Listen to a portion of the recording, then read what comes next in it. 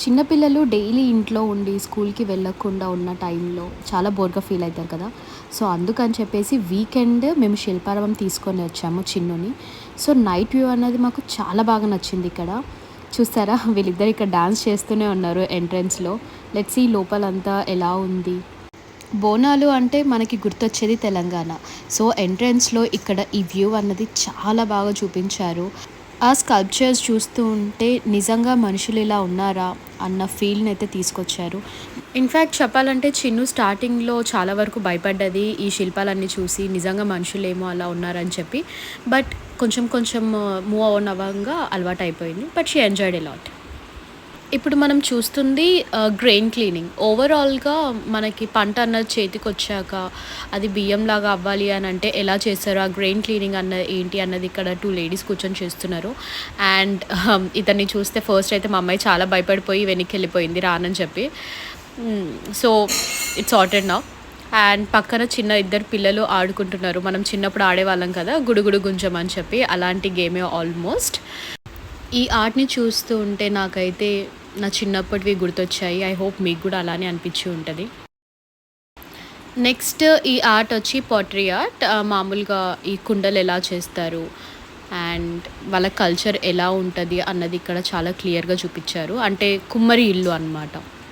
యూజువల్‌గా ఇవన్నీ పిల్లలు వాళ్ళ బుక్స్‌లలో చూసి ఉంటారు. సో, ఇలా తీసుకొనొచ్చి మనం లైవ్‌గా చూపిస్తే వాళ్ళకి కొంచెము బెటర్ అండర్‌స్టాండింగ్ అన్నది ఉంటది. సో, అందుకని చెప్పి తను ఇలాంటివన్నీ ఫీల్ అవ్వాలి అని మేము ఇక్కడికి తీసుకొచ్చాము. అండ్ ఇప్పుడు చూస్తున్నారు కదా! కుమ్మరి ఇల్లు లోపల ఉన్న ప్రొడక్ట్స్ అంతా ఏంటిది అన్నది. అంటే వాళ్ళ ఇల్లు కూడా మొత్తం కుండలతోటి కట్టిచ్చేసి తర్వాత అక్కడ 2 మనుషులు దాన్ని ఎలా చేస్తున్నారు, ఇంకా దానికి సేల్ కోసం ఏమేమి పెడతారా అన్నది చాలా క్లియర్‌గా అయితే ఉంచారిక్కడ. It is very nice. ఇప్పుడు మనం నెక్స్ట్ చూస్తుంది అగ్రికల్చర్ ఫార్మ్ అంతా ఎలా ఉంటది. అండ్ అప్పుడు అగ్రికల్చర్ ఎలా చేసేవారు. ఇప్పుడంటే మనకి చాలా వరకు ట్రాక్టర్స్ అవి ఉంటున్నాయి. బట్ ఆ కాలంలో అయితే ఇట్లా ఎద్దుల్ని కట్టి చేసేవారనమాట. అండ్ ఇక్కడ పక్కనే ఒక ఆవిడ లైక్ బేబీని ఎత్తుకొని తర్వాత ఫుడ్ తీసుకొని రావడము. ఇట్ ఈస్ చూడనీకన్నది చాలా రియలిస్టిక్‌గా అయితే కనిపిస్తుంది. ఇప్పుడు మనం చూస్తున్నది మామూలుగా బొమ్మలు చేసే వాళ్ళ ఇల్లు ఎలా ఉంటది అన్నది. ఇక్కడైతే ఒక ఆవిడ ఏకంగా ముగ్గులేసేస్తుంది ఇల్లు మొత్తం. అండ్ ఈ బొమ్మలన్నీ లైక్ ఇన్ ప్రోగ్రెస్‌లో కాదు, నార్మల్‌గా వాళ్ళు చేసేది ఎలా ఉంటది అని చూపించేకి.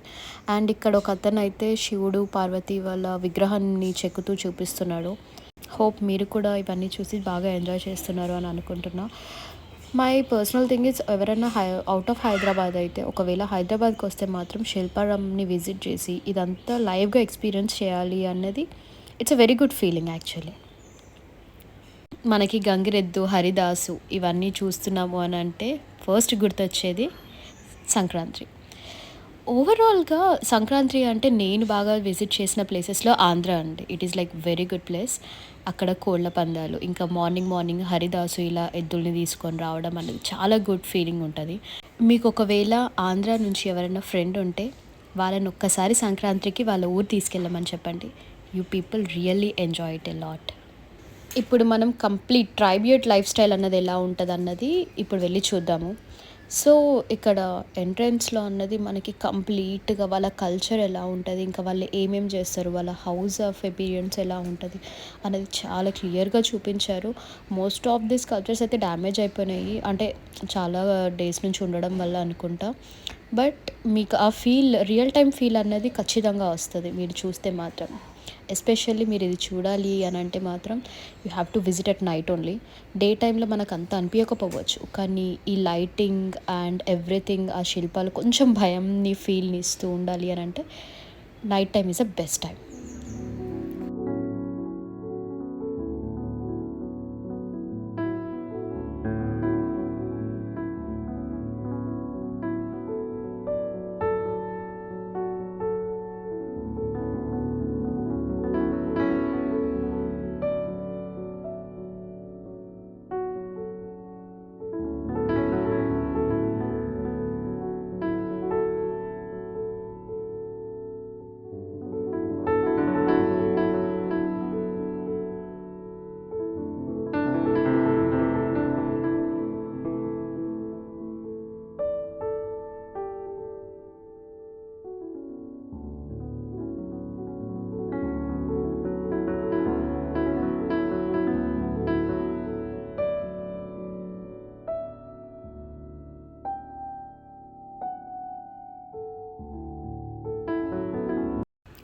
ఇప్పుడైతే మనకి సూపర్ మార్కెట్స్, ఇంకా రైతు బజార్ అలా ఉన్నాయి. కానీ ఆ కాలంలో సంత.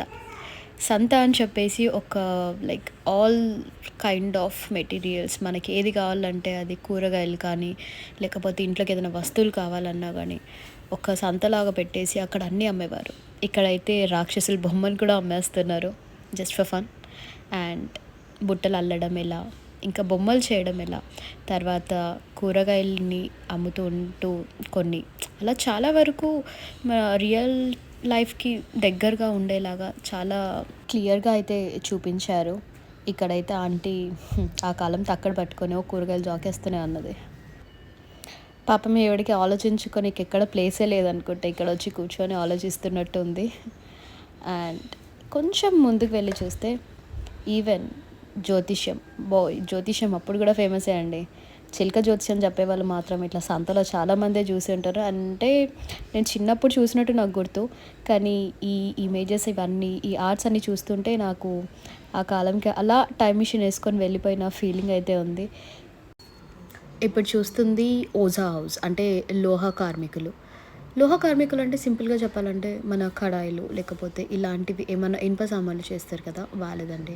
నాట్ ఓన్లీ ఇనుప, some kind of steel also. ఇంకా ఈ పక్కనే మనకి కాళహస్తి వుడ్ కార్వింగ్ అని ఉంది. అంటే చెక్క బొమ్మలు చేసేవాళ్ళు సింపుల్‌గా.